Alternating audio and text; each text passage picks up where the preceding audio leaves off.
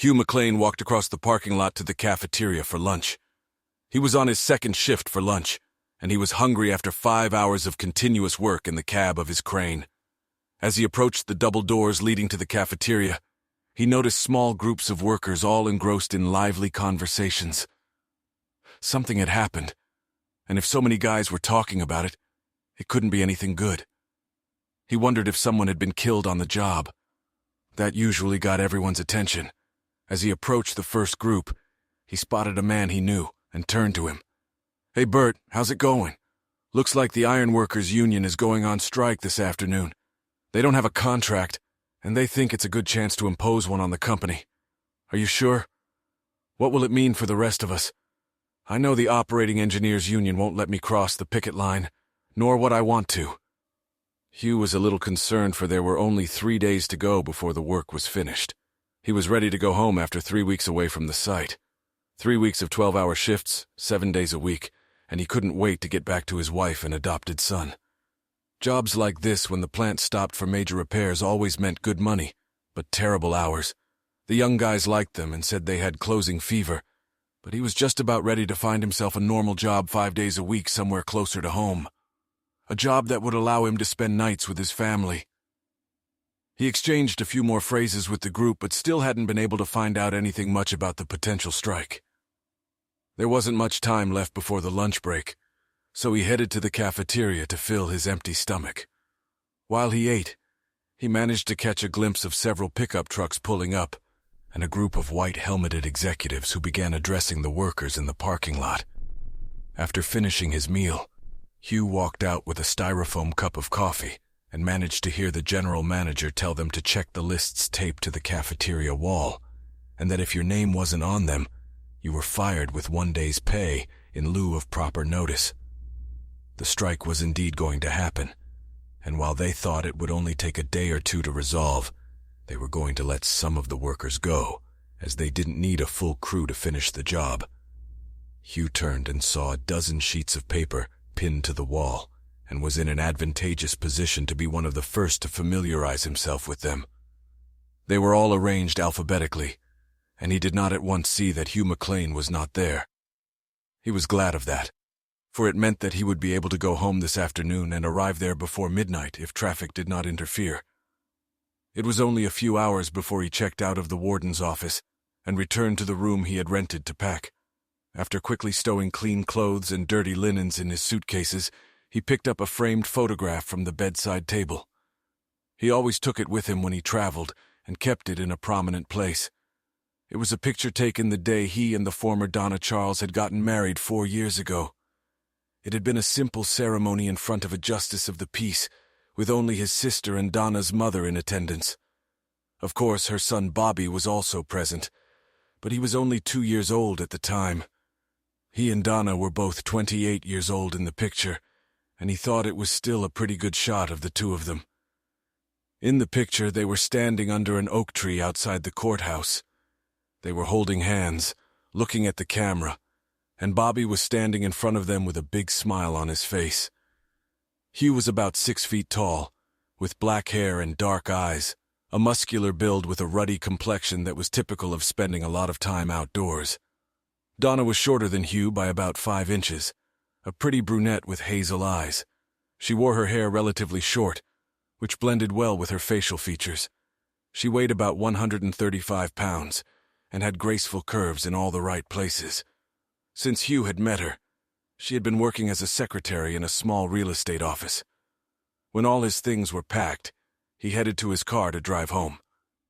Before he left, he tried to call home, but the busy signal told him that Donna was sitting on the phone and probably talking to his sister Kathy. They were like sisters, always planning something together over a cup of coffee or on the phone. It didn't matter, though, because it would be great to surprise her by coming home for the weekend. With any luck, he might even be able to get home by 10 o'clock, and they could have a few beers or glasses of wine together. The drive from his workplace in central Minnesota to his home in central Illinois went more smoothly than he expected, and by 10:30, he pulled into his driveway, but found the house plunged into darkness.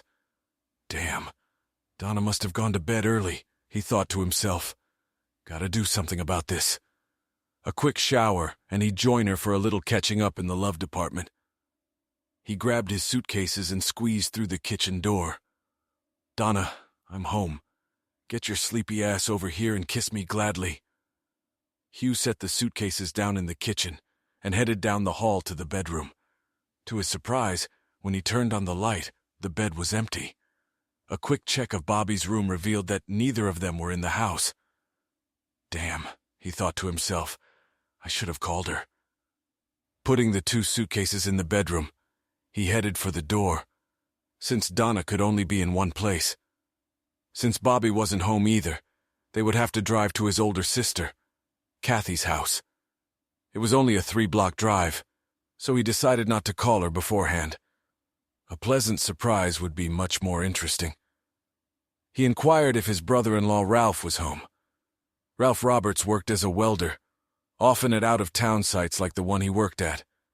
They had 2 sons, 8-year-old Barry and 12-year-old Ralph Jr.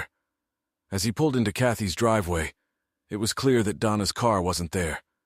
That made him somewhat curious, but since he hadn't checked the garage at home, she could have just walked up. He saw the light on in the kitchen, and as he entered his sister's house, he knocked on the door. Kathy was sitting at the kitchen table and looked up in amazement and shocked when he opened the door. "Jesus Christ, you almost scared me to death. Where did you come from? You were supposed to be in Minnesota until Monday or Tuesday." "It's a long story, Kathy. The iron workers went on strike and the company laid off a bunch of us early. I was one of the lucky ones. I got the rest of my shift today plus my full paycheck for tomorrow. It was a deal I couldn't pass up. Where's Donna? She's not home and neither is Bobby." As he spoke, Hugh poured himself a half cup of coffee and sat down at his sister's desk. "Bobby's in the back bedroom right now, sleeping with my boys. Donna was invited over for drinks and cards with your friends Allison and Jerry. She said she might be late, and instead of waking Bobby up and taking him home, she asked if I could watch him for the night, as if that could be a problem." As she spoke, Hugh suddenly raised his head, and all expression disappeared from his face. When he spoke, there was a subtle change in the tone of his voice that Kathy did not notice. "Did she say she was visiting Allison and Jerry? What time did she go there?" He watched Katie carefully as he answered his questions. "Right. She said she played cards with Allison and Jerry. I think she left here around 830. She said you 2 walked together a lot. She had dinner with them last Friday night, too. I don't mind. Bobby is really nice, and she looks after my 2 when I need a babysitter. Yes, we visit them often. He and I work on a lot of cases together. Tell you what, I'm going to go and join them. Don't call and tell me I'm coming. I want it to be a surprise." Hugh stood up and drained his cup of coffee, then headed for the door. "I'll call you tomorrow, Kathy." He quickly waved goodbye to his sister and then headed out the door. He had a look of serious concern on his face. As he drove to Allison and Jerry Black's house, many thoughts ran through his mind. The day before he left for work in Minnesota, he had gotten a phone call from Allison Black. Donna wasn't home at the time, so he chatted with her. The reason for the call was to tell him that she was leaving in the morning to visit her sister in California for a month. The sister was expecting twins and had asked Allison to come and help her through the last week of her pregnancy and the first few weeks at home with the newborns. Hugh was sure he had forgotten to tell Donna about that call. If Allison is in California, who he wondered was Donna visiting? If she wasn't at the Black House, where had she gone?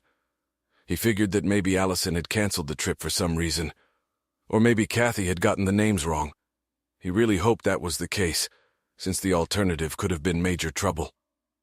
In their 4 years of marriage, he had never had any reason to doubt his wife, but in the back of his mind, the thought had already lingered that perhaps she was hiding something from him and his sister.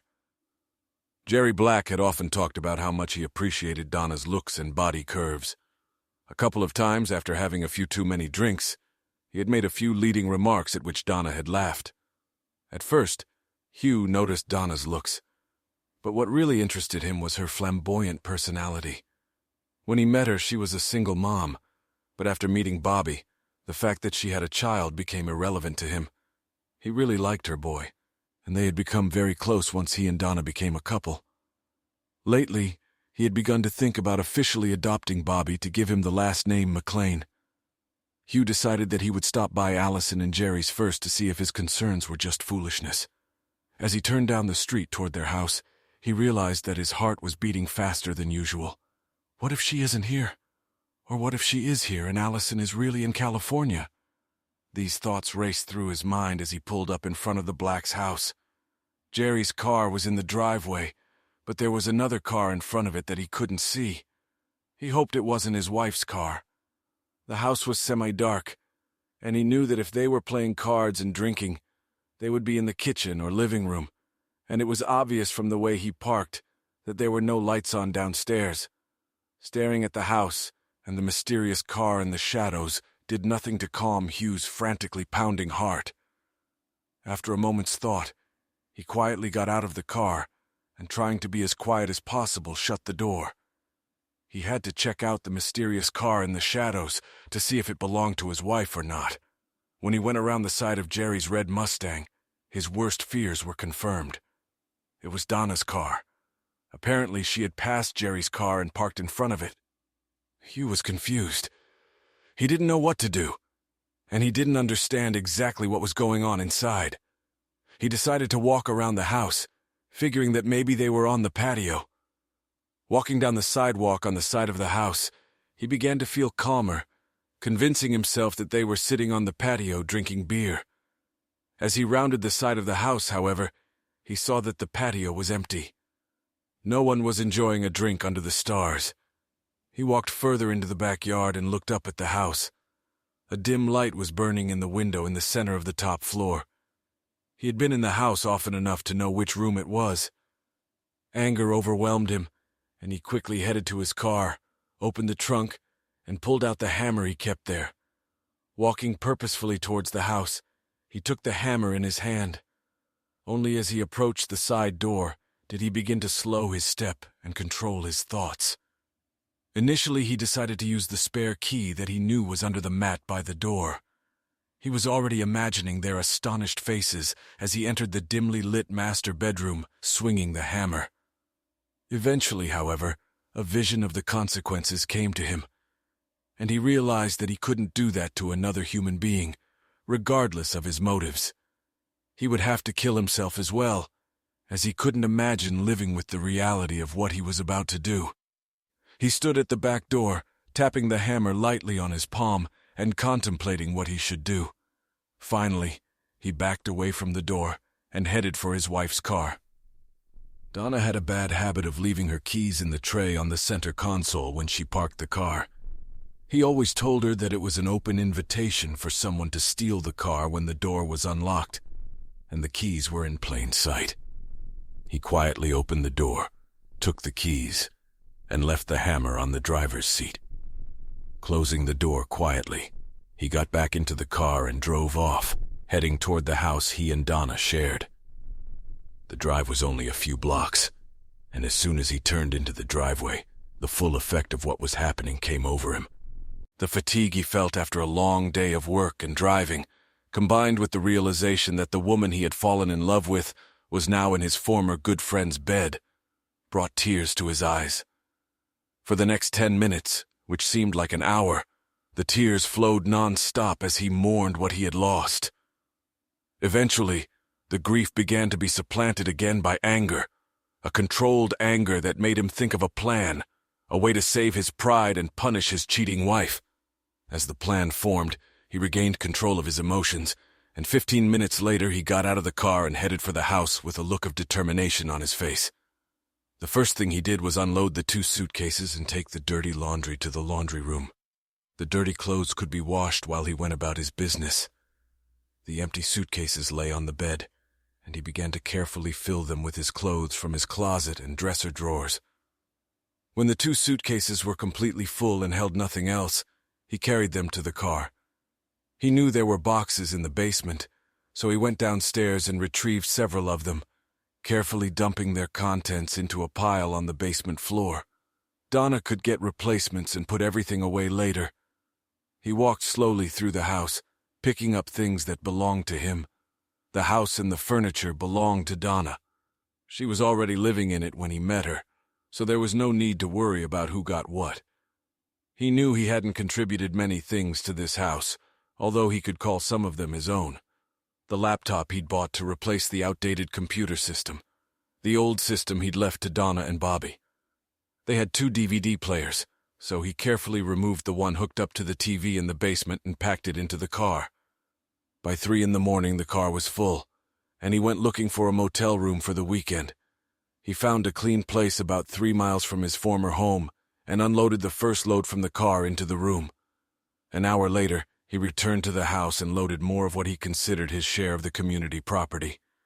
He put dishes and cutlery in one box, linens in another, and books, CDs, DVDs, and videotapes that he considered his own in a third. While packing, his work clothes were washed, dried, and put in the car. It took the last hour to put the tools from the basement and garage into the trunk of the car. By 6:30, he was done, and slowly walked through the house looking for what he had missed. The last thing he found was a recent picture of Bobby, and he put it in his pocket. Finally, he sat down at the kitchen table, and after drinking a glass of cold water, he wrote a short note and put it in an envelope. The envelope was left lying in the middle of the kitchen table, and Donna's key ring pressed against it. As he left the door unlocked.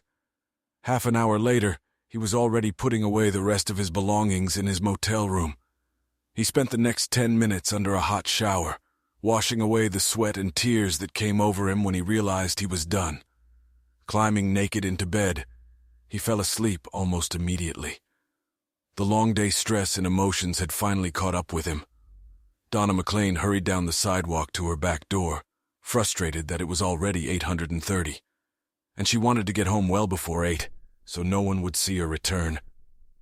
Some stupid kids had stolen her car keys, and she quickly went home to get a spare set of keys.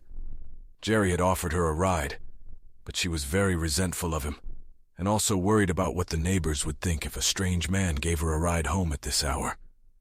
It was safer for her to just walk home on her own. Her biggest fear was that her spare house key would be in the wrong place, at the bottom of her clothespin bag. As she approached the back door, she turned the knob out of habit, and was surprised to see the door open in front of her. Silently cursing herself for forgetting to lock it, she hurried inside and set her purse on the counter. If she remembered correctly, the spare car keys should be in the drawer under the phone. Walking over to the phone, she glanced at the desk and realized something wasn't lying there. Stopping and taking a closer look, she realized that the missing bunch of keys were lying in the middle of the kitchen table.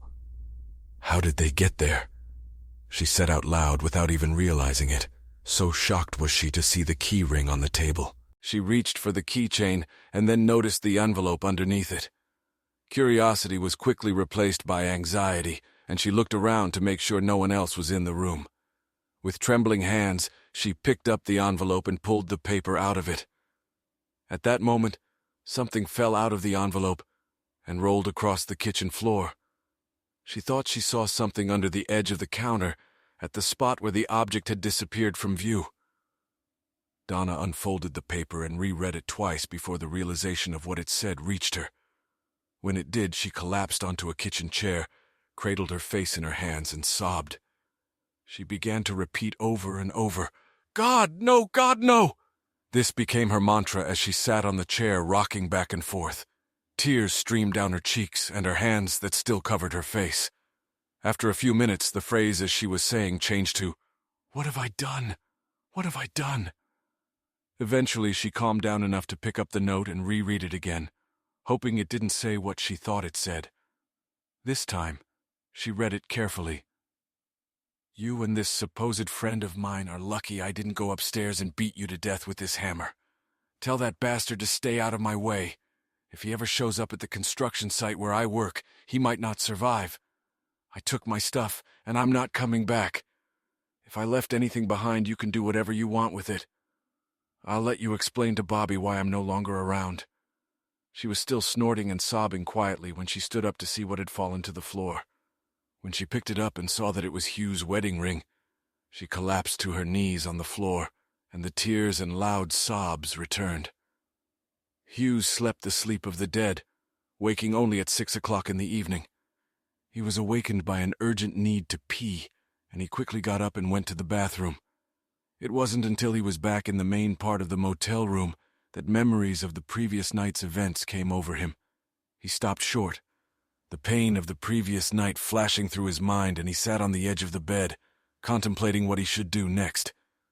The next half hour was spent sorting through his clothes, searching for the things he needed to get out of his room and eat dinner. Hunger was his main problem, for he hadn't eaten in almost 24 hours. The last time he had eaten a hamburger and fries was at the drive-thru on the way home. After getting dressed, he called the front desk to get a room for the next couple of days, then grabbed his cell phone and headed out to dinner. There was a cute cafe a block away from the motel, and he stopped in. After sitting down in a chair and placing his order, he pulled out his cell phone and turned it on. Almost immediately it rang, and he realized from the caller ID that it was his wife's phone number. He turned the phone off and slipped it back into his pocket. The last thing he wanted to do was talk to that bitch, he told himself. As he sat and thought about what had happened, he looked at the window he was sitting near and took a good look at his own reflection. He realized he hadn't combed his hair or shaved before leaving the motel. That was all he thought of himself as a normal person. The food looked very appetizing, but he found that it was tasteless to him. All he could think about was what he had stumbled upon when he came home unexpectedly. How many times had that bitch visited his friends while he was working out of town? He never would have thought she was capable of such a thing, but the proof was in front of him. It suddenly occurred to him that maybe his own sister had known about this all along, and the anger returned. Upon reflection, however, he realized that she must not have known what Donna was up to, or she would have called her and warned her. He decided to call Kathy to let her know that he was okay. When he turned on his cell phone, he was informed that he had voicemail messages. He listened to the first 3 of them, but found that they were all variations of the same message. Donna was apologizing, crying, begging for forgiveness, begging him to call her. As he continued going through the messages, he hit the delete button as soon as he heard her voice. It wasn't until the 7th message that his sister's voice reached him. He listened to it. "Hugh, please call and let me know you're okay. Donna called me this morning and she's fine. It took a while, but I finally got her to tell me what happened. She says you left her, that you took all your stuff and moved out. Call me as soon as you get this message." The next 9 messages were from Donna, and he deleted them all without listening. The last message was another from his sister, begging him to call her. He sat down and stared at the phone, not knowing what he should do. Donna didn't seem to have told Kathy what was really going on. He ordered a cup of coffee, and when it arrived, dialed his sister's number. It rang 4 times, and then he switched to the answering machine and left her his message. "I guess that bitch didn't tell you the whole story about why I left. Alice and Black went to California the weekend I was out of town. Donna was there with Jerry, and they weren't playing cards in the kitchen. I'll have the divorce finalized as soon as I can get in touch with a lawyer. You can tell her to stop calling me because I won't listen to any more of her messages. After the first 3, I just deleted them all. Maybe I'll call you tomorrow or some other time. Bye." Hugh spent the next hour sipping his coffee with 2 refills. He couldn't believe that his happy marriage had faded so quickly into oblivion. He tried to think back over the years he'd spent with Donna and find a single memory that could lead him to believe she was cheating on him. He couldn't remember anything, but he felt that he had obviously missed something. How could she go from devoted wife to cheating whore right under his nose? His eyes filled with tears again as he thought of the good times, and there had been many. Eventually he left and drove aimlessly around town for a while before finally returning to his motel room. A long nap and cups of coffee kept him awake, and he busied himself sorting through his hastily packed belongings. The room was connected to the internet, and he set up his laptop. The next hour passed quickly as he did his online banking, transferring his share from their joint accounts to his personal savings account. He was careful not to take every last time he was entitled to. He wanted to take the high ground in the whole sordid affair. It was Saturday night, and he knew most of the Union boys would be at the Midway bar.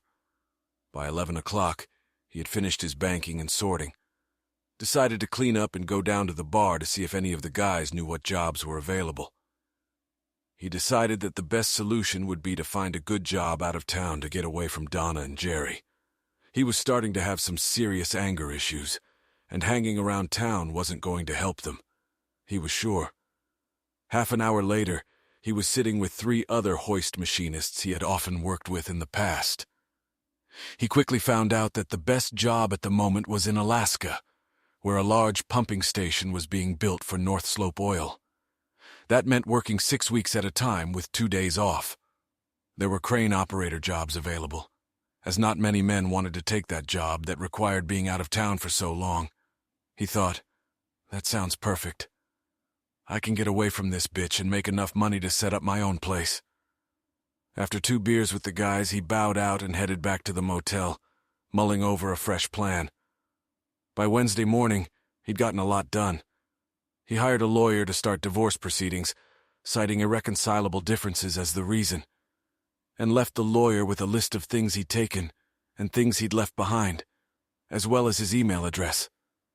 At the union office, he was set up with the contractors doing the project in Alaska, and he signed all the papers, committing to spend at least 6 weeks on the North Slope. He found a storage company that would take his meager possessions and store them while he was away. Over the past few days, he deleted 24 more voicemails from Donna. He hadn't listened to a single one of them. The one call to his sister was again answered by an answering machine, so he simply told her he'd be in touch and turned off the cell service. At 11 a.m. on Wednesday, he boarded the first flight of a complicated series of connections that would get him to the North Slope by Thursday evening. He felt only relief as the plane taxied out of the landing tunnel. His car was parked in the long-term storage lot, his bags in the plane's hold, his laptop in the overhead compartment, and he was already beginning to distance himself from the source of the aching, empty feeling in his chest. As the plane took off, he leaned back in his seat and closed his eyes, but all he could see was the happy couple with the smiling little boy in the picture, taken on their wedding day.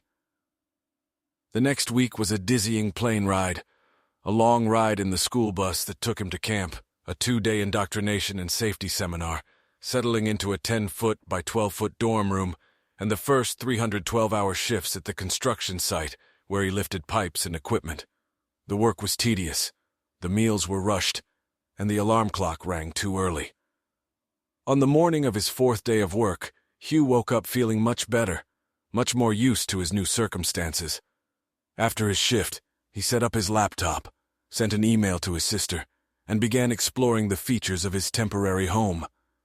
Up until this point, all he had done was work, eat, and sleep. He had barely been able to think about Donna and her cheating, but he realized that it was time to begin his own healing, and the best way to do that was to approach it head-on. That night, when his shift was over and he headed to the cafeteria, Hugh decided to pay attention, and his new interest in exploring the world around him was rewarded. In the corner of the cafeteria, he was surprised to see a man he knew well. Frank Carpenter had been one of Hugh's best friends in high school, but over time, they had drifted apart, mostly because Hugh was married and Frank was not. "Frank, how the hell are you doing? I'm surprised to see you here. How long have you been in Alaska?" Hugh sat down in the empty seat across from his old friend and extended his hand for a firm handshake. "My brother works for your union, and he told me about working here. I've had a ticket with the Teamsters for several years now, and I've been working here for 3 weeks as a truck driver. It's going well so far. It's not too bad when you get used to having nowhere to go, but this work camp and construction site." Frank seemed pleased, as was Hugh, to have met a familiar person. The 2 men continued their pleasant conversation, talking about what had changed in their lives since they had last met. Eventually, the conversation turned to Hugh's life, and after some hesitation to gather his thoughts, Hugh explained his new circumstances to Frank. "Well, a couple weeks ago, things went south in my marriage. I was sent home early from work in Minnesota just in time to catch my wife with Jerry Black. I moved out and am now in the process of getting a divorce. It proves once again that just when you get too comfortable, things happen that can surprise you to death." Hugh's cheerful mood vanished, and he looked at Frank rather glumly. "I'm sorry to hear that, Hugh. I'm sorry your wife fell for his ravings," Frank said with a sympathetic expression on his face. "I have no idea who was chasing who, Frank. I haven't spoken to that cheating bitch since it happened. I was afraid I was going to lose her, and that would only make it worse." Frank hesitated whether to continue, but finally said, "You should probably talk to her. I know what Jerry is like, and he probably has a lot more to do with this than she does. I saw you and your wife several times, and I always got the impression that she was very devoted to you. She was always hanging on your arm, making it clear that you were her man. Yes, I guess you're right. I had already decided this morning that I would contact my sister by email. She and my wife have been communicating like thieves since high school. Maybe my sister can bring me up to speed enough to decide if I should risk talking to my ex. I've already started calling her my ex when I don't think the papers have even been served yet." Hugh shook his head and laughed at his Freudian slip.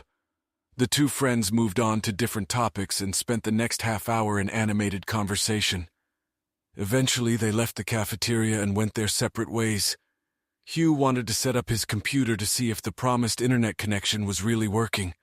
When he finally got his laptop set up and connected to the network, he was able to access his email, something he hadn't done since his trip to Minnesota. It took him almost half an hour to delete the spam that had accumulated in his mail, since he didn't want to delete everything in case he missed something important.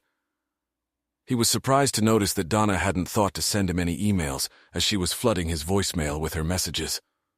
Perhaps her computer wasn't working, but in his opinion, she just hadn't thought of it. With a little thought, Hugh composed his message to his sister. He sincerely hoped he wasn't making a mistake, but at least with email, he could say exactly what he wanted to say without interruption. He reread the email one more time before sending it on its way. "Hi, Kathy. I never got through to you on the phone, so I thought I'd send you a message to let you know where I am. I work on the North Slope of Alaska. I arrived here a week ago and will be here for at least another 5 weeks. I assume by now you know the whole story from Donna. I never thought she could do that to us, and I still can't talk calmly about it. The distance between us helps a lot, though. She probably hasn't gotten the papers yet, but I've already put the wheels in motion to get the divorce. I'm sorry for what this will do to Bobby. Have you been able to find out how he's doing? I thought about trying to see him before I left, but I was afraid it would be harder on him than if I just disappeared from his life. He doesn't deserve to be in the middle of all this. You can forward this email address to Donna, as I would love to hear what she has to say for herself. Be sure to tell her not to send me message after message like she did on the phone. If she starts doing that again, I'll just cancel this email account and start a new one elsewhere." Hugh finished. Hugh closed the laptop and leaned back in his chair. He was beginning to have doubts about suggesting that Donna contact him. He wasn't sure what he wanted to hear from his unfaithful spouse. He closed his eyes for a moment, and the familiar scene from his favorite wedding painting flashed through his mind again. It wasn't until the next night after dinner that Hugh checked his email again, and sure enough there were messages from both Kathy and Donna. He decided to read what had come from his sister, and decide if Donna's message was even worth reading after he read what Kathy had written. "My dear brother, thank you so much for contacting me. I was very worried about you. No one knew where you disappeared to, not even the people I talked to at the union office. Maybe they were just keeping your trust, but if they knew, I wish they had told me. I won't even tell you what went through my head. The reason you couldn't reach me at home is because I was either at Donna's or at the hospital. That Saturday morning, after you told her you knew about her and Jerry, she completely lost her head. She called and told me the version I told you about, but she sounded so bad that I went to her house to calm her down. When I got to her house, I found her in the bathroom. She was crying hysterically, and I saw 2 empty pill bottles on the countertop. She tried to pick up a razor blade from the edge of the tub, but was so exhausted she couldn't pick it up. I called an ambulance, and she was taken to the hospital where her stomach was pumped. The psychiatrist who came on call gave her a prescription for antidepressants, and she was discharged 2 days later. She seems to be doing okay now, but I check on her at least twice a day. Once she was back under control, she explained to me what happened, and you are right. At first, She didn't tell the whole story honestly. Now she has told me everything, and I believe she told me the truth. I won't retell you what she told me in case I got something wrong. I told her to email you and tell you everything herself. She will let me know when she emails you, and I will let you know if she doesn't tell you the same thing she told me. Good for you for deleting all those emails from her. I was present when some of them were written, and they were so rambling and incoherent that you wouldn't have been able to make sense of them anyway. Many of them she wrote in the hospital until the meds kicked in. I truly believe she loves you and is truly sorry for everything that has happened. I really hope you can find it in your heart to forgive her, because I believe you two should be together. Your loving sister, Katie. After reading Kathy's message, he decided he had a lot to think about and left Donna's message unread. Instead, he reread Kathy's message over and over again, and then finally turned off the computer and went to bed. He lay awake for 2 hours, thinking about Donna and what a good time they had had, and finally fell into a restless sleep. The next evening, Hugh lingered over dinner, knowing he would have to decide whether to read Donna's letter when he returned to his room. Finally, after drinking his 3rd cup of coffee, he made a conscious decision to go back to his room and read what Donna had wanted to say herself. For some reason, he felt his heart pounding as he opened the letter. "My dear Hugh, thank you so much for allowing me to write to you. I realize that I probably have no right to ask you for anything, but I want you to know how much it means to me that you finally talked to me, even if only by email. I'm so eager to hear your voice. First, I want to tell you that Bobby seems to be on the mend. He was at my mom's for a few days when Kathy was busy helping me. The rest of the time he was either at my house or at your sister and her family's house. I told him what I did was wrong and that you were mad at me. I think he understands that, but he asks about you often, and I know he is very sad that you are not here.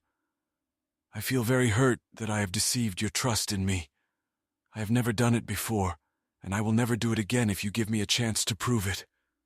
Please know that I truly and sincerely love you. I don't know what to say about what happened to Jerry Black. I don't know how much you want to hear about it. I'll briefly explain to you what happened, but if you want me to tell you more, just ask me. I'll do whatever you want me to do. I was with him twice at his house. The second time was the night you caught me there, and the first time was the previous Friday night. That first Friday, he called me just after dinner and asked if I wanted to come over for a barbecue since both you and Allison were out of town. I didn't think it would be a problem and agreed. After the burgers, we had a few glasses of wine and then it hit me. We ended up cuddling and kissing on the couch. I knew it was wrong, but I didn't think it would lead to what it led to. I ended up spending the night on his couch. The second time, I should have known better when he called and invited me over for a couple drinks. I declined at first, but he hinted that he would find a way to tell you about our first attempt if I didn't show up. I guess I just expected us to fool around like we did the first time, but it turned out differently. He gave me a few more drinks and soon we were in bed. It can't be explained simply, but this time I spent the night in his bed. You know the rest. I feel so awful about the whole thing.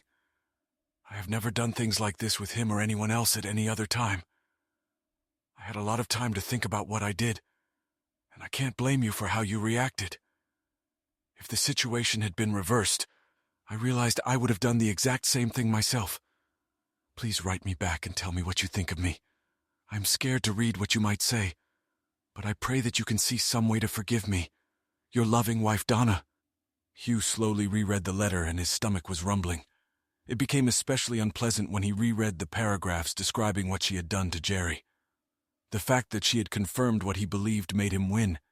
He realized that somewhere in the back of his mind, he had hoped to hear that it had all been a mistake on his part. The realization that it wasn't a mistake made him start fighting his feelings again. He turned off the computer and lay down on the bed. He spent the next 2 hours staring at the ceiling and deep in thought until finally sleep overcame him. The next morning he woke up on top of his blanket, still fully dressed. When he returned to his room, he already knew what he had to do. Without thinking, he turned on his laptop and started writing. Dear Donna, I'm very happy to hear that Bobby seems to be on the mend. I don't know if I should let him know that we are communicating or not. If you don't think it would cause a problem, please tell him I think of him often. I will be here for at least another month. After that, I have the option to extend my contract by 2 weeks. I haven't decided what I will do when my first term is up. I think it will depend on what position we find ourselves in. The only way I see that we can get past this is for you to fully describe everything that was said and done when you were with Jerry. If you can't do that, I can't be sure I can get past it. When I know all the sordid details, I'll have a better idea of what I can forgive and whether I can get over it at all. I'm not going to make any promises to you, but I must say that any further betrayal will definitely be the end of us. The only possible way I can get over it is if I feel I can ever regain my trust in you. That's probably more important than whether I can forgive and forget. Take the time to reply to me to be sure you have told me everything. Please copy your letter for Kathy as well. Hugh. Before he sent the message to Donna, he added a CC for Kathy. He felt very relieved that it was done. For the past couple weeks, he had strongly doubted that he would ever communicate with Donna again in any shape or form. If he could get past this first step, maybe they could resolve their serious differences. With the weight off his shoulders after sending the first letter, Hugh decided to go back to the cafeteria and have some coffee and maybe eat a piece of pie if it seemed appetizing. He was surprised to see that the cafeteria was still crowded, with over 50 employees scattered around the room. Taking a coffee and a piece of apple pie, he headed to the nearest table and sat down across from a few of the workers who were already there. He was about to finish his pie when he happened to look up and noticed that the worker sitting across from him was actually a woman, a rather striking woman with short black hair and very dark eyes. At first glance, he thought she was probably a local, but realized that her skin was very fair. "You seem to really like pie," she said. She watched him with a small, pleasant smile on her face, apparently waiting for his response. "As a matter of fact, I do. I've been here for over a week now, and most of the meals I've had haven't been memorable in the slightest. This piece of pie is the best I've tasted." Having said that, Hugh chuckled and took a sip of coffee. "To tell you the truth, you surprised me. You're the first woman I've seen on this side of the cafeteria tray line. I can tell by your clothes that you work somewhere on the street. What do you work as?" "I'm an electrician. I've been working here nonstop for almost 4 months now." "What about you?" she inquired. "I've only been here a couple of weeks. I'm a hoist engineer or crane operator if you prefer." Her eyes ran over his face a few times before she said, "You look a little chipper today. I've seen you in the cafeteria a few times, and you always look so hunted. Something must have changed in your life." "You're very observant," Hugh said. He glanced at her once more as her words surprised him. He hadn't realized that his struggle with his feelings for Donna had affected his appearance as much as his soul. Hugh stared at his coffee for a few moments before continuing. "I came here to get my mind off some serious problems with my wife, and just a few minutes ago I sent her an email. This is the first communication I've had with her in almost 3 weeks. I've actually sent her a couple messages through my sister, but this was the first direct message. They must have been serious if you came here to get away from them and took the ring off." His table-mate picked up her coffee and took a sip, watching him over the rim of the cup. "You're certainly observant since you noticed my ring was missing. The mark was much less white when I first took it off. Yes, things are as serious as they can be between a husband and wife. So serious that I already have a lawyer working on a divorce. Actually, that reminds me I should ask him to hold off for a few days while she and I have a little talk, or rather an email correspondence." Hugh smiled and said, "I guess if we're going to talk about the state of my marriage, I should at least introduce myself. My name is Hugh McLean." He extended his hand across the table. "It's a pleasure to meet you, Hugh McLean. My name is Janice Stetler." She raised her right hand and shook John's hand firmly. Hugh noticed that her handshake was very firm for a woman, and her hand was slightly calloused from work. He glanced at her left hand and noticed that there were no rings on it, nor any sign that there had ever been any. As she returned her hand to its original place next to her cup of coffee, a large man stood up from a table 10 feet away and walked over to their table. "Everything okay, Janice?" He had a questioning look on his face. "Oh, yes, Billy. This is Hugh McLean. He and I were just having a nice chat. Thanks for asking." She smiled at Billy before answering. When she finished speaking, he waved her off lightly and returned to his seat. "What was that about?" Hugh hesitated before asking. A questioning expression appeared on his face as this brief exchange left him perplexed. "Oh, Billy's on my team. They're really looking out for me since there are a few not-so-decent guys working this precinct. I got into serious trouble with one of them my first week on the job, and the rest of my team has been keeping an eye on me ever since." She was very serious now, and her voice lowered. If Billy and one other guy hadn't gotten here in time, something very bad would have happened. Now, whenever any of the men here talk to me, they usually check to see if I have any unwanted advances. It's nice to know they stick up for you like that. I hadn't thought about the problems a woman might face on this construction site. Are you the only one like that? Or are there others I just didn't notice? There are a few others. I don't know exactly how many. We have a separate dormitory from you guys. A few of them are truck drivers, and there's another electrician, but she's not on my shift or crew. Hugh and Janice continued to talk for a while longer, but never returned to the question of the state of his marriage, or what had sparked his newfound interest in life. After about 10 minutes, Janice got up to go back to her dorm room. Hugh followed her as he wanted to get a good night's sleep. Tomorrow was another long day and a string of long days ahead of him. As he fell asleep, he thought about how lucky he was to have found such a nice new friend. Perhaps she could give him an unbiased female perspective on things. The next day passed rather quickly for Hugh, and he didn't hear from either Donna or Kathy. He did, however, send a letter to his lawyer asking him to hold off on the divorce. In the evening, he went down for dinner a little later than usual, hoping that he would run into Janice again. He decided to ask her for advice if she wouldn't mind giving it, of course. Hugh found her sitting at the same table as the previous evening, chatting with her friend Billy. Taking his food, he asked if he could join them, and both insisted that he sit at their table. When they finished their meal, Billy excused himself, saying that he had laundry to do. Janice hurriedly told him that she was fine and that she would see him at work tomorrow. "I'm in a bit of a quandary, Janice. I'm hoping I can get some feminine advice about my wife's situation.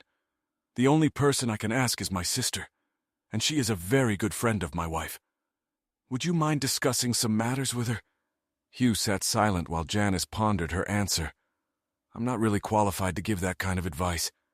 I've never been in a situation with a partner that seems to be as serious as the one you've gotten yourself into.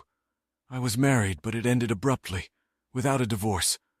My husband was killed by a hit-and-run driver a little over 2 years ago. However, if you think I can help, please ask your questions." Said, "I'm very sorry to hear that your husband lost his life, especially in this way. It must have been difficult. I didn't know you were married. Maybe we should forget about all of this. It's probably a bad idea on my part. No, go ahead. I just wanted to warn you that you're not going to get some expert here." Janice laughed and took another sip of coffee. "All right," Hugh replied calmly. "I'll keep this as short and to the point as I can. I found out a couple weeks ago that my wife had a brief affair with a friend of mine. She's been with him twice. He seems to have used wine, some manipulation, and even a vague threat to help overcome her inhibitions. But I don't think it was anything like an assault. At one point, she seems to have been at least partially consenting. She'll presumably send me a detailed description of what actually happened. But of course, it will only be her words."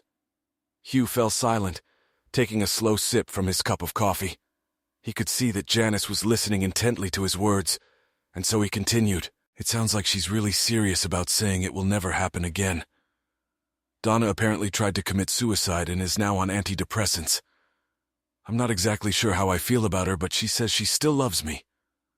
He took another sip of coffee and spoke again. "In order for things to work out, I have to believe her, forgive her, try to forget what happened, and finally trust her. I just don't know if any of that is possible. I guess I'd like your opinion on what my wife did." Hugh laughed and said, "I won't necessarily agree, and I certainly won't blame you if it's wrong. I'm just desperate for another opinion." Wow, that's a tough one.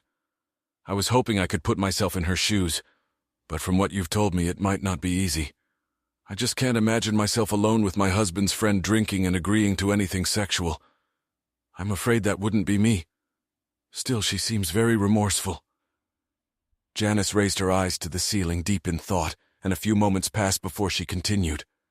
"I would advise you to proceed slowly and calmly and see if you have a way to verify her story. How about contacting your former friend that she was with? If you could check with him about some of her story, or make sure she is telling you the truth now. Maybe that would help you make a decision. Other than that, I think it all depends on how you feel about her. If you can dispense with the facts, perhaps time will take care of the rest." Hugh pondered her words for a few moments before answering. "You know, I think you've helped me. I think I'm going to take things slow and quiet. I don't want to contact my former friend about this, and I'm not sure I'll believe everything he tells me. Right now, I don't have a chance to verify what she's telling me, but maybe something will become clearer. Thank you for at least thinking about my problem and offering advice. I'll keep thinking about it until I get the next email from her. Now, I guess it's time to get off the subject. Why don't you tell me something about yourself?" Janice blushed slightly when Hugh suggested she tell her about herself. "Well, I don't really have much to say. I'm 30, I'm a widow, as I said, and I'm an electrician. When I'm not busy with jobs like this, I live in Seattle. This is my last tour here. I finish in 2 more days, and I should have enough money to buy my own place. My husband left me with a bunch of debt. Not on purpose, of course, and I finally got out of it a few months ago. On my last break at home, I managed to get a job in the maintenance department of the power plant. So once I leave here, I won't have to worry about going back anymore."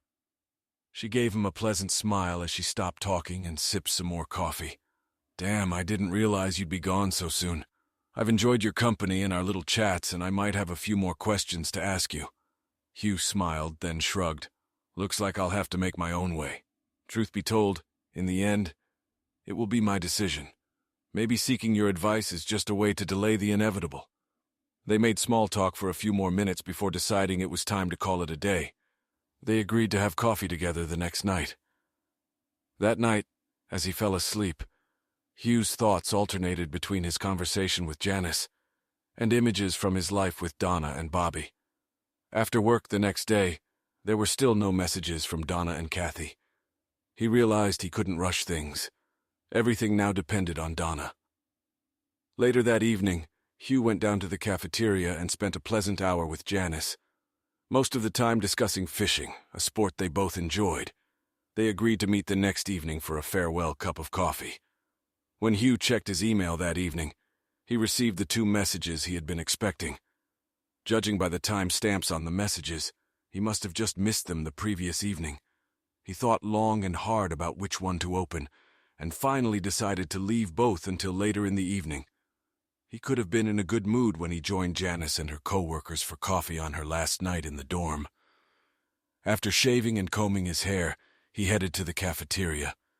Janice was sitting at her usual table, and this time it looked like she had her entire team with her, intent on making her last night at the construction site a memorable one. There was much laughter and joking. When Hugh entered the cafeteria, Janice immediately called out to him, insisting that he join their group. He grabbed a soft drink and walked over to their table. "Welcome, Hugh. I'm glad you could join our little get-together. These guys are the team I've been working with since I got here." Janice introduced Hugh to them, explaining that he was the only nice guy she'd ever encountered who wasn't an electrician. This elicited a raucous laugh from Hugh. He soon joined the others in their jokes, many of which were addressed to Janice. Over the next hour, the crew gradually dwindled as people left. Eventually, only Hugh and Janice were left at the table, and he said, "This was much more fun than reading my wife's last letter. It should detail exactly what happened, and I'm not ashamed to admit that I don't really want to read it. Hopefully, when I finish it, I won't decide to fly back and strangle them both." He laughed, but it was a nervous laugh, for his last statement was very close to what he was really thinking. "Well, Hugh McLean, I don't think you're the sort to take the law into your own hands. I'm sure they're safe enough, though obviously you'll have to deal with the state of your marriage. I hope things work out well, and that whatever happens, you'll be happy in the end. You seem to be the kind of man who deserves a happy ending." She smiled at him, and then took his hand for a final handshake. She stood up, intending to return to her room to begin packing for the morning flight to civilization. Hugh was confused, but finally said, "I'm very glad to have met you, Janice. It's nice to have a friendly face that I look forward to meeting. I have enjoyed our conversations very much, and perhaps someday I will come to your part of the country to see if the fishing here is really as good as you say." He took her hand in both of his and shook it one last time. As she walked away, he felt that familiar feeling of loneliness again. He sat at the table for another 15 minutes before he too went to his room. Sitting down at his computer, Hugh decided to read his sister's email first, expecting it to be shorter. He opened Katie's message and read it slowly. "Dear Hugh, I have read Donna's letter and have only a couple things to add to it. First, when she first told me what happened, she indicated that Jerry gave her more wine than she mentions now. I also recalled that the second time she was at his house, he had to hold her hand to help her up the stairs to the second floor, because she had too much to drink to climb the stairs on her own. I seriously considered the possibility that he might have put something in her drinks, something that made them stronger than usual. I called her and asked her why she downplayed these things, and she said she didn't want it to look like she was blaming Jerry for everything. She wants to take her share of responsibility for what happened.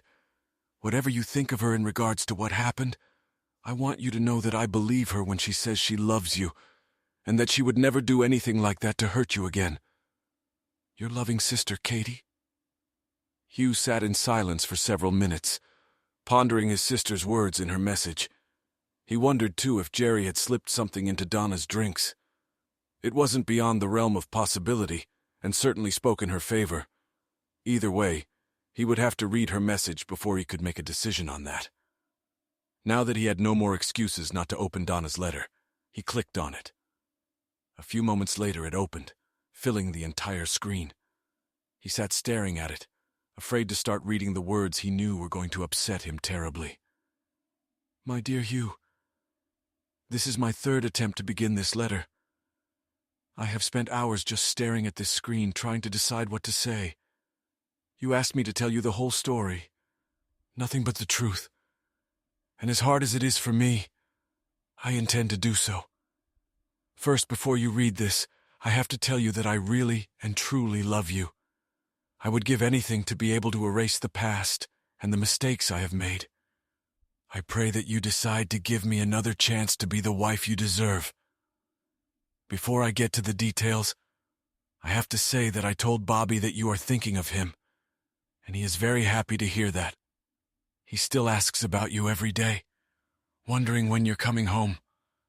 I don't want to give him false hopes, so I said you and I still have a lot to talk about. There seems to be no way for me to avoid the details of what happened between Jerry and me, so I might as well just do it. As far as I know and remember, I'm telling you everything exactly. If anything seems unclear to you, or if you have any questions for me, please ask me, and let me forget this horrible memory. Jerry." That first Friday, Jerry called me at work around 2 o'clock and asked if I wanted to come over for dinner. He was planning on making hamburgers and salad.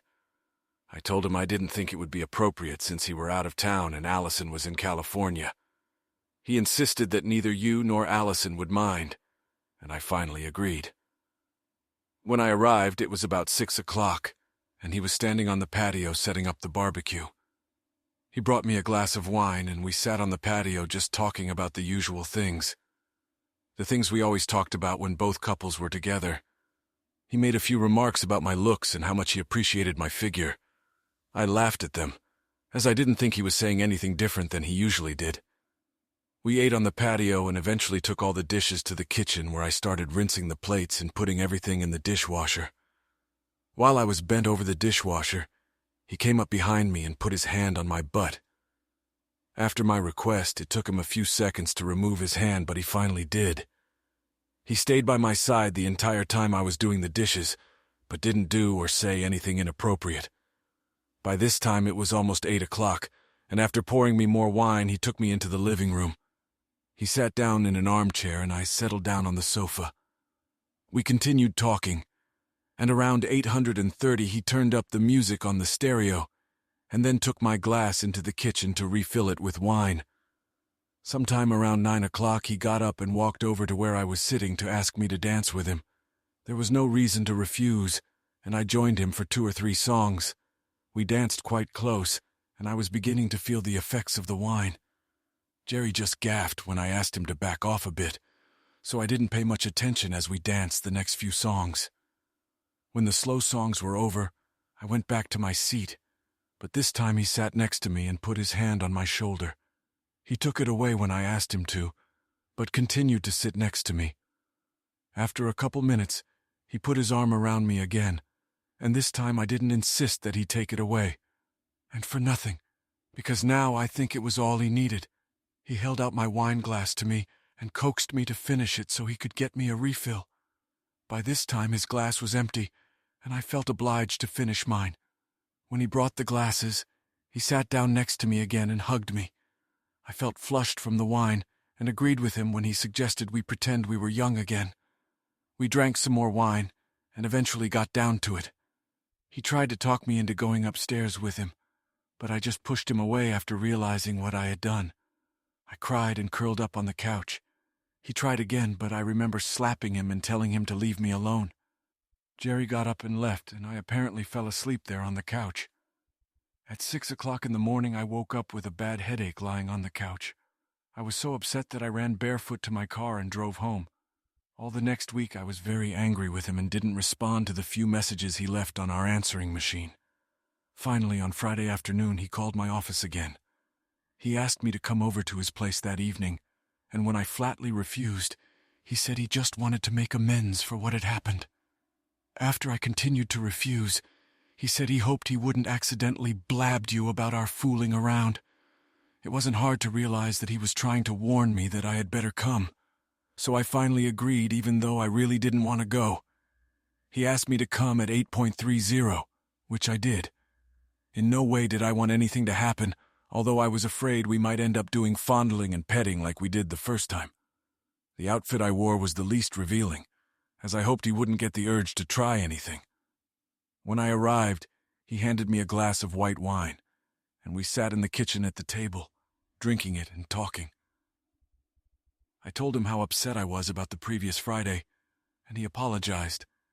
He wasn't getting anywhere, so I relaxed and didn't mind when he filled my glass with wine. I guess it wasn't even an hour after I came in that I noticed the effects of the wine. I had about a glass and a half, but I felt like I would have felt after 3 or 4. I don't mean to say that he put something stronger in my wine, but I thought it was strange that it had such a quick effect on me. The next moment, Jerry led me to the stairs upstairs. He said that we had soiled the couch last time, and he didn't want to clean it again. For some reason that made sense to me, and I went with him up the stairs to the master bedroom. Once we were in the bedroom, we got down to it. The next thing I knew, I woke up just as the sun was coming up. I was lying in bed with Jerry facing him. He was asleep, so I carefully got up, gathered my clothes from the floor, and went to the bathroom. When I came back, he asked me where I was going. I told him I was going to get dressed and leave, but he didn't like that. He wanted more, and he did. You know the rest? When I got home, saw your note and found the ring. I really lost my head. Kathy has told you about it in quite a bit of detail, so I won't repeat myself. I just finished reading everything I wrote to you describing what happened those 2 nights, and I really don't know what you'll think of it. As much as I blame Jerry, especially for that last time, there's no doubt that a lot of it was my fault. I shouldn't have gone back there a second time after what happened the first time, and after the effect his drinks had on me. I would have been much better off telling you about the first incident and accepting your justified reaction to it than going there again. I can't predict what you will think of me now, and I'm very tempted to just delete this whole post rather than send it to you. It takes a very strong person to forgive me for this, and I can easily understand that it would be very hard for you to trust me again, considering how stupid I acted. Please know that I love you. There's nothing I wouldn't do to make it up to you. and I just pray that you'll give me a chance. I ask you to wait a few days before you let me know your decision, because I know how upset you will be when you finish this message. Your loving wife, Donna." Hugh sat as if suspended, finishing Donna's letter until he finally closed it, turned off the light, and lay down on the bed. The story of her infidelity had hit him much harder than he'd expected. His chest felt empty. Images from reading her long letter flashed through his mind. At some point during the night, he must have dozed off for a few minutes, but in the morning he realized it wouldn't last long. Almost the entire night had been spent thinking about her message and everything that followed from it. When he got up, he was still fully dressed from the previous day, so his first decision was to grab some fresh clothes and go down to the shower room. When he returned, he felt much better, and standing under the hot jets of the shower, he came to a final decision. He pulled a suitcase out of the small closet, took out a framed photograph from their wedding day, and set it on the bedside table. After much thought, he decided to try to make a relationship work and wanted to be able to see his family every morning when he opened his eyes. He headed to the cafeteria to get breakfast, the start of another long day. That evening, while sitting in the cafeteria, he happened to look up and saw his friend Frank Carpenter walk in. "Frank, come in and sit down. Where have you been lately?" "I haven't seen you in a couple of weeks." Frank joined you at the table and said, "Yeah, it's been a while. They're short on truck drivers, so I've been moonlighting a little. I saw you here a few times this evening, but you were busy talking to a woman, so I decided not to bother you. It's okay if you came over. I just wanted her advice on what's going on with Donna. How are you doing? I was wondering how you were dealing with all this." Hugh smiled and said, "Believe it or not, last night I finally decided what I was going to do. After reading the details of what happened between her and Jerry, I'm almost convinced that Jerry either put pure alcohol in her drinks or gave her something. She made some very stupid decisions, but I'm inclined to believe her story. I don't know of any way to prove he did anything to her drinks, and I doubt I'll believe anything he says about it." "Well, you're a much more forgiving person than I am. I wish you luck." They diverted from the subject of Donna and Jerry and moved on to more mundane topics about their work and the trials and tribulations of working at a remote facility. As they parted, they agreed to try to spend more time together, especially at dinner. Back in his room, Hugh decided that he was too tired to answer Donna's letter that evening and would leave that task for the next evening. It was very easy for him to fall asleep that night, as he now felt that there was hope for the family's salvation. The next evening, Hugh hurried back from dinner so that he would have time to send the letter to Donna. He thought for a long time about what to say and immediately began typing. "Dear Donna, as you can imagine, the details of your interactions with Jerry were very difficult for me, and I spent a sleepless night going over in my mind everything that happened between the two of you. I spent a great deal of time pondering your words, and I think I've come to my decision. First, I've decided to admit that you've told me the whole story. I have no reason to think that you made up the details of what happened, and I have no other way to prove or disprove what you have told me. Second, it sounds very much like Jerry either intentionally got you drunk or perhaps gave you something. Your descriptions of how you felt, combined with the realization that you made some really stupid decisions, suggest that what happened was not something you would normally agree to. If I believe what I just wrote, then I'm going to have to try to forgive you for your part in all of this. It may take a long time before I fully forgive you, but I'm working on it. I will probably never forget what happened, and it will be hard for me to fully trust you. I will work on not punishing you for what happened. You will have to be patient with me through all of this, and you will have to be completely honest and faithful to me in the future. I'm not promising that I'll never bring it up again, but I'll try very hard not to keep it in your head. It's not going to be easy for us to get past all of this, but I'm willing to try.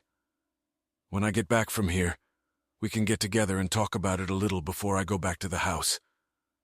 I'm really looking forward to seeing you and Bobby, and I'm looking forward to my last day here. Your husband." Hugh reread what he had written several times before finally hitting the send button. When the message finally disappeared from the screen, he let out a long sigh, not realizing that he had stopped to hold his breath while making his final decision. Over the next few days, Hugh and Donna exchanged emails. She was thrilled that he had decided to give her another chance, and he was becoming more and more resigned to his decision. His sister wrote him a long email congratulating him on making the right choice. All in all, it was a pleasant time for both of them. It had been 4 days since Hugh and Frank Carpenter had last met in the cafeteria. Upon entering the cafeteria, Hugh saw his friend sitting at a table and immediately joined him, picking up his food. "So, Frank, how's it going?" Hugh took a bite of his food, waiting for Frank's answer. "Not great." Frank reached under the table and pulled out a pair of crutches. "I was checking my load this morning and some pipes shifted and caught my left leg. I was told I had a couple broken bones in the top of my foot, so now I've got a temporary cast on it. Looks like I'll be able to go home early for compensation." "Damn, Frank, that's no fun. How does it feel? Does it hurt?" "Actually, it's fine right now. Only if I put pressure on my foot do I feel pain, so that rules out driving anything with a clutch. Unfortunately, that's all they have here. Nothing but standard transmissions. They'll put me on the road in the morning, and I'll be home by tomorrow evening. I almost envy you. I have a couple more weeks here before I can go back and see how Donna and I managed to get back together. We've been exchanging emails, and so far things look good, but I expect our living in the same room together to be a real challenge. So you're okay with getting back together with her?" "No doubts." Hugh thought for a second and replied, "I guess I've always had my doubts, but I don't have a way to check her story. I won't contact Jerry about it. And what else can I do? Hopefully by looking her in the eye when we talk about it, I'll know everything I need to know. All I can say is that you are a better man than I am, Hugh. I doubt very much if I would be so lenient. Mind you, I've never been married, so it's easy for me to say that." Frank left his comments at that, and the two of them finished their meal in relative silence. When they resumed their conversation, it was about work matters, and the fact that Frank would have a long day of airports and flights the next day. Over the next week, Hugh and Donna exchanged emails daily, and he increasingly liked the thought that their marriage might become a reality. He knew now that he hadn't stopped loving her, and he had serious issues with forgiveness and forgetting, but he felt he could work on them if he had some time. All in all, though, he was happy and looking forward to seeing his stay in Alaska come to an end. On Friday evening, Hugh returned to his room in high spirits. 1 more week and he would be home. It couldn't come soon enough. He turned on his laptop, expecting to get only the daily email from Donna, but saw that he also had a message from Frank Carpenter. He couldn't wait to hear from Donna, so he read her message first. There was nothing new in it. All she did was repeat how much she wanted him to come home. Hugh liked reading her messages because they reinforced to him that he had made the right decision, so he immediately replied to her message. In his reply, he told her how much he was looking forward to being home. Deciding to save Frank's message for later, Hugh went down to the cafeteria for a leisurely dinner. Now that Frank and Janice Stettler were gone, he kept to himself. Many of the workers were quite rough, and Hugh didn't really fit in with their company. He preferred his company to their company. Eventually, he returned to his room and decided to read Frank's letter. Calling it up, he saw that there were attachments to the letter and wondered what Frank had sent him. He expected to find in it the latest racy cartoon or picture that was now gobbling around the internet. "Hugh, before you open the attached pictures, you'd better read my entire message. I will try to explain what is depicted in the photos as it is not always obvious. While I was flying here, I started thinking about your situation with Donna and thought I would try to help you decide whether or not you should trust her. My car has an automatic transmission, so I knew I could get around in it without any problems. Since I am into photography, and my salary is paid by compensation, I decided to try to keep an eye on your wife for you. For the last 5 days, I've been checking on her at home and at work, just checking in to see where she has been. I also went in and checked on Jerry Black a few times just to see what he was up to. Everything was perfectly fine until today. I went to Donna's work at noon to check on her car, and just as I pulled up, she pulled out of the parking lot ahead of me. Since I had nothing better to do, I decided to just follow her and see what she was doing on her lunch break. She pulled into the mall parking lot. I parked 2 rows away from her and waited for her to enter the mall. I don't get around very well on crutches, so I didn't feel like following her in. It's a good thing I didn't go because she came back 15 minutes later. I saw her walking toward me and Jerry Black was with her. I took a picture of them, tagging them with number 1. Because I was parked, I had a very good view of them the whole time. They were standing and talking near your wife's car, and she had her back to it with her hands on the hood. That's mark number 2. They talked for a couple minutes, but I couldn't tell from the look on your wife's face whether she was happy about it or not. Her expression was pretty neutral the whole time. Suddenly, Jerry leaned forward and kissed her. This kiss is labeled number 3. It wasn't just a brief peck on the lips. It lasted at least 2 or 3 seconds. I was just about to take the second picture when he pulled back. She didn't move when he kissed her, didn't try to move away or push him away. There's no telling what she said to him, and as she leaned back, she may have lost her balance and couldn't raise her hand to push him away. I just don't know. They talked for a few more seconds, and then she got into her car. His car was only 3 parking spaces away from hers, and he pulled out of his spot before she got moving. She pulled out behind him, and I tried to skip behind them, but I was held up by a couple other cars pulling out in front of me.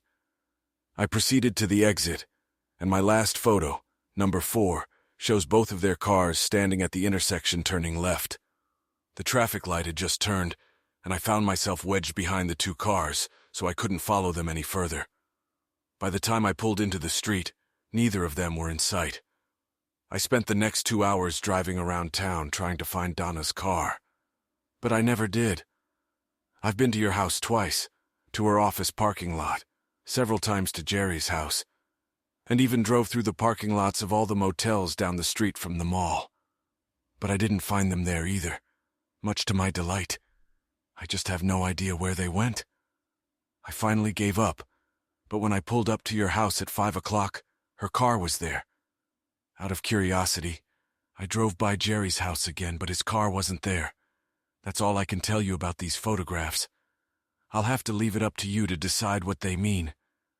I really hope it's not what it looks like. There may be a good explanation, but I'm afraid you'll have to find out from her. I will continue to follow her until you return. If I don't contact you, know that I don't see anything suspicious. And don't worry about Jerry. I have plans for him. Taylor. Frank finished reading the letter. Hugh sat dazed, almost in shock. He finally opened the attached photos and looked at each one 3 or 4 times before closing the letter and shutting down the laptop. He collapsed on his bed and lay staring at the ceiling in deep thought for almost 20 minutes.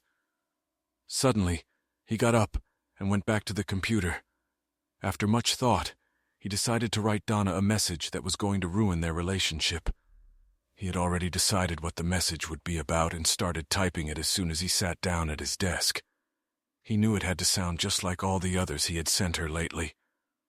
My dear Donna, a thought occurred to me that I wanted to put in my last message to you. Have you been bothered by Jerry since you were at his house for the 2nd time? You haven't mentioned any messages from him, and I'm just wondering if he's been in touch with you since then. What about Allison? She must be back from California by now. How have you been in touch with her? I can't imagine him leaving you alone after everything that's happened. Please let me know if there are any problems with him. I can call him when I get back, just so he knows that his attention is not appreciated by any of us. I am a little tired today, so I'm ending this message and will write you again tomorrow. Your loving husband. After sending the message, he went to bed, but slept very little that night. He spent most of the night looking at the photograph he kept on his bedside table and thinking about the unexpected turn his life had taken. He had almost convinced himself that his life and marriage were back on track, and that confidence was shaken badly by Frank's message. He had never considered himself a religious man, but now he prayed that Donna would provide a logical explanation for what had happened in the mall parking lot. The next day passed for Hugh as if in slow motion. He spent all his free time wondering what Donna would say, and it bothered him greatly that when he returned to his room in the evening, there were no new messages in his email account. On any other day, he would have had a message waiting for him. Hugh ate a quick meal, and after making sure there was no message from Donna, went to bed. He was just about to fall asleep when he heard a faint zing, indicating that an email had arrived. He immediately got to his feet and headed for the computer, not thinking about sleep. He quickly called up the email message from Donna, but didn't immediately notice the time. It was 9:30 in Alaska, which meant she had sent the message at 1:30 a.m. her time. Why was she texting him so late at night? He wondered. Had she really just gotten home? Unable to wait any longer, he opened the long-awaited letter. My dear Hugh, gosh, 2 messages in one evening. I'm not used to that. I'm glad you asked me about Allison and if I've heard from her since she got back from California. She called me twice, once last night. I put her off as I didn't want to see her. I'm afraid I'll feel too guilty for what happened and confess everything to her. After everything that has happened to our marriage, I don't want to ruin it. I'm sure she would leave him if she found out.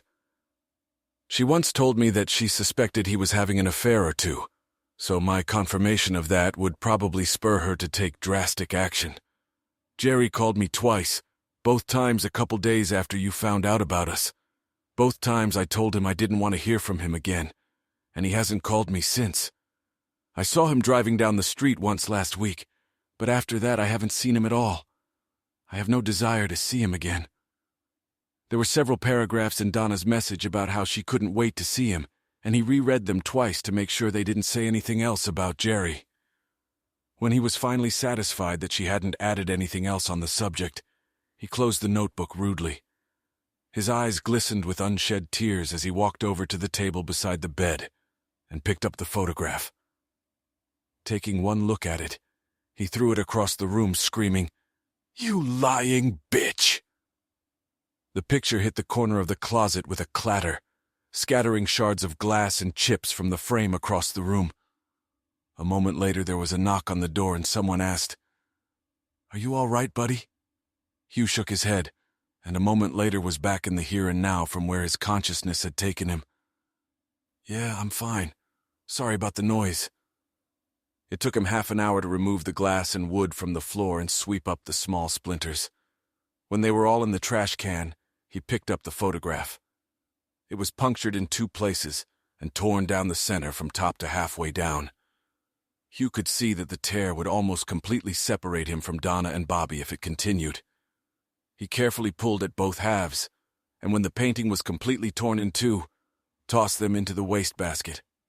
Hugh now felt surprisingly calm and sat down at the computer again. He spent half an hour starting a new email account for himself, researched how to cancel the old one, and sent messages to Frank and his lawyer to let them both know his new contact information. When he was done, he was ready to reply to Donna, quoting her last message and attaching the 4 photos Frank had sent him. Lies. Lies. Lies. How could you do this to me? Did you think that because I was going to take you back, you could do whatever you wanted? Did you really think I was such a simpleton that you could feed me any nonsense? I already told you what happens if you're not completely honest with me. You'll get divorce papers from my lawyer. I'll stay here for a few more weeks and he'll take care of everything. This email account will be canceled as soon as I finish sending this message. Don't even try to contact me. I don't want to hear from your lying ass anymore.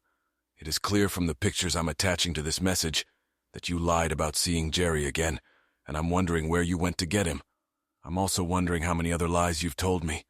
Frankly, I'm not interested in knowing the answers. I'm not even going to blame you for the pain I'm in right now. It's my own fault.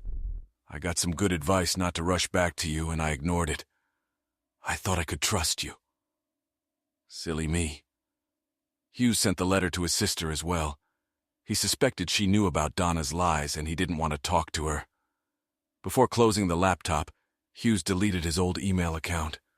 He felt completely drained and exhausted, and it didn't take him long to fall asleep curled up in a ball. The next morning before going to work, Hughes extended his contract for another 2 weeks. He wanted and needed that much time to settle down before returning home. Besides, this time would give him the opportunity to decide what course his life would take.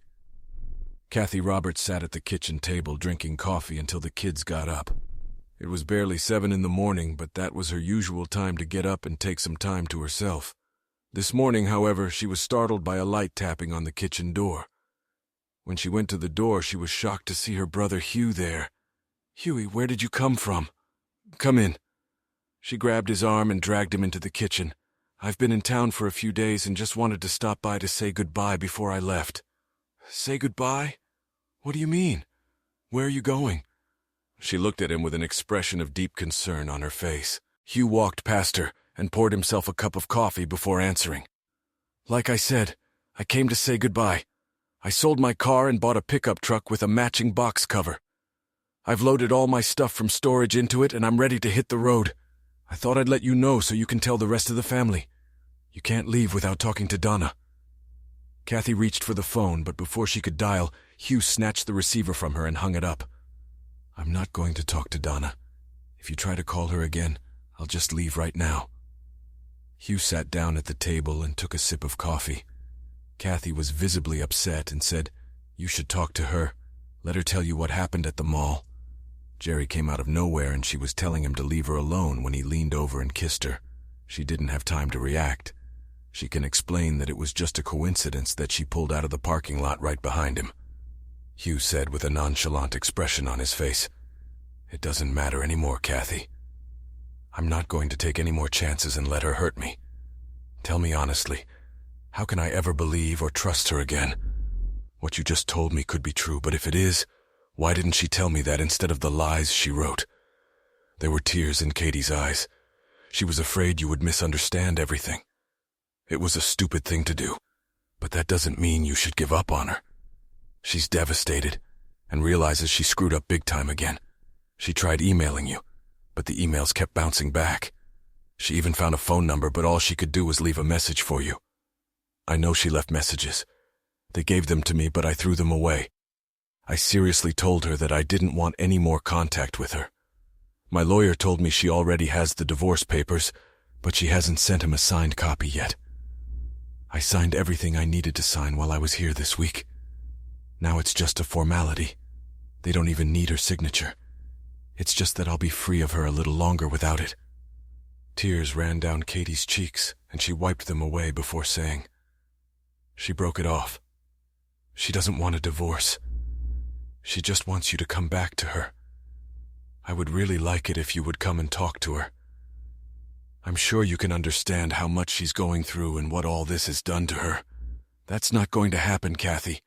She might decide to pursue Jerry for real if she can get past Allison. I'm fine with that. I really care." Hugh took another sip of coffee, maintaining a nonchalant look. "You don't know, do you?" Someone called Allison and told her about Jerry and Donna. She met with Donna, and Donna told her what happened. Allison threw a cup at her, and it hit her in the face. All that was left was a bruise. After that, Allison packed up her things and moved to California to stay with her sister. Kathy threw Hugh a questioning look, then continued, "I don't suppose you know about Jerry, do you? He was attacked about 2 weeks ago. My neighbor works at the hospital, and she said he was in intensive care. 2 men attacked him with pieces of rebar. You didn't set that up, did you?" Hugh smiled to himself when Kathy asked if he was involved. "No, I had nothing to do with it. If I had known who it was, I would have gladly bought him a beer or a few beers. It couldn't have happened to a better guy." Kathy sat in silence for several minutes, thinking about how to get Hugh to talk to Donna. Finally, she said, "Will you talk to Donna if I call her and give you the phone number?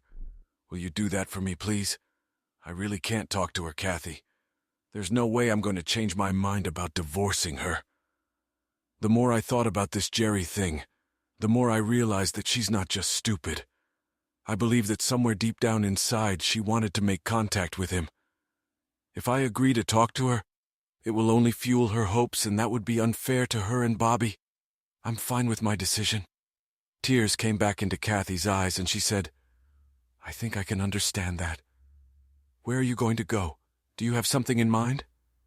Hugh finished his coffee, stood up and turned toward the door, getting ready to leave. "I'm going to try the Northwest. I have a contact in Seattle, so that's where I'm headed right now. If things work out in Seattle, I'll stay there. If not, who knows? I just know I can't stay here anymore. I'll email you later when I have a place to stay and I get my cell phone back on. I have enough money left over from Alaska to last me for a while.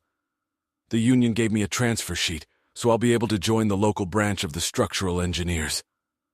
Katie stood up and gave her brother a big hug before they said their goodbyes, and he walked out the door.